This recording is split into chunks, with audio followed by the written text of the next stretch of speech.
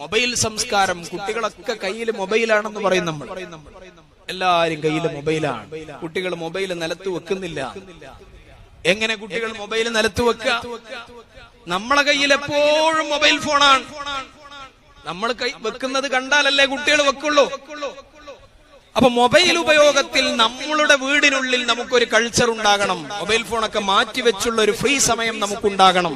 അപ്പോഴേ വീട്ടിലൊക്കെ കുടുംബങ്ങൾക്കിടയിൽ ഒരു അറ്റാച്ച്മെന്റ് ഉണ്ടാവുകയുള്ളൂ. കുടുംബങ്ങൾ പരസ്പരം ഒന്നിച്ചിരിക്കണം. എപ്പോഴും ഒന്നിച്ചിരിക്കുക. എപ്പോഴെങ്കിലും ഒരു നേരം ഒരുമിച്ച് ഭക്ഷണം കഴിക്കുന്ന കുടുംബാന്തരീക്ഷം നമ്മുടെ വീടുകളിൽ ഉണ്ടാകണം. ഒരു നേരമെങ്കിലും നമ്മൾ ഒരുമിച്ചിരുന്ന് ഭക്ഷണം കഴിക്കണം. അപ്പൊ നമ്മളെ മക്കളോട് പറയണം, അത് രാത്രിയായാൽ ഏറ്റവും അഭികാമ്യം. അപ്പൊ മക്കളോട് നമ്മൾ പറയാ, മോനെ രാത്രി 9:30 മണിയാകുമ്പോൾ നമ്മൾ എല്ലാവരും ഒരുമിച്ചിരുന്ന് ഭക്ഷണം കഴിക്കും, നീയും എത്തണം. അപ്പൊ മോൻ പറയും, അല്ല ഞാൻ ഇന്ന് 10:30 മണിയാകും. ഉമ്മാനോട് ഉമ്മയും ഉപ്പയും പറയണം, നീ 10:30 മണിയായാൽ ഞങ്ങൾ എല്ലാവരും 10:30 മണി വരെ വെയിറ്റ് ചെയ്യും. എല്ലാവരും ഒരുമിച്ചിരുന്ന് ഭക്ഷണം കഴിച്ച് ആ ഭക്ഷണം കഴിക്കുന്ന സമയത്ത് മൊബൈൽ ഫോണൊക്കെ ഒന്ന് മാറ്റിവെച്ച് മുഖാമുഖം മനസ്സ് തുറന്നുകൊണ്ടൊന്ന് സംസാരിക്കുന്ന ഒരു അന്തരീക്ഷം നമ്മളെ വീടുകളിൽ ഉണ്ടാകണം.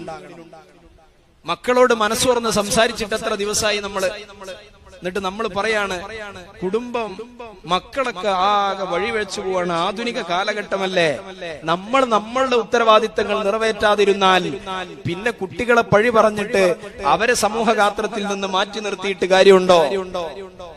നമ്മൾ തന്നെയാണ് ഉത്തരവാദികൾ. അതുപോലെ തന്നെ മനസ്സ് തുറന്ന് സംസാരിക്കണം. കുടുംബത്തോടൊപ്പമുള്ള യാത്രകൾ ഉണ്ടാകണം.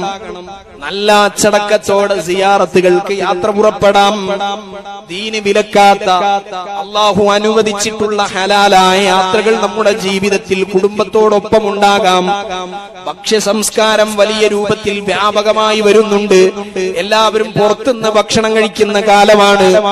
എന്നാൽ എല്ലാ ദിവസവും പുറത്തുനിന്ന് ഭക്ഷണം കഴിക്കാത്തവർ എപ്പോഴെങ്കിലും കുടുംബത്തോടൊപ്പം വന്ന് പുറത്തുനിന്ന് ഭക്ഷണം കഴിക്കുന്നത് കൊണ്ട് വിരോധമില്ല. കാരണം എന്താണ്? മക്കൾ കേൾക്കുന്നതും കാണുന്നതും ഈ ഫുഡ് സംസ്കാരമാണ്. എന്നാൽ മാതാപിതാക്കളും മക്കളും ഒരുമിച്ചുകൊണ്ട് ഹൃദയം തുറന്നുള്ള യാത്രകളും സംഭാഷണങ്ങളും, ഒരുമിച്ചിരുന്നു കൊണ്ടുള്ള ഭക്ഷണങ്ങളും, ഒരുമിച്ചിരുന്നുള്ള ആത്മീയമായ അന്തരീക്ഷങ്ങളും നമ്മുടെ വീടുകളിൽ ഉണ്ടാകണം. സുബ്ഹാനല്ലാഹ്, ആ ഒരു പരിസരം നമ്മുടെ വീടുകളിൽ ഉണ്ടാക്കി കൊടുത്താൽ മക്കള് വഴിപിഴക്കുകയില്ല. ആധുനിക കാലഘട്ടത്തിൽ നമ്മളാണ് ഉത്തരവാദികൾ. ചെറിയ പ്രായം മുതൽ തന്നെ ദീനിയായ ചുറ്റുപാടുകളിലൂടെ മക്കളെ വളർത്തിക്കൊണ്ടുവരാൻ നമ്മൾ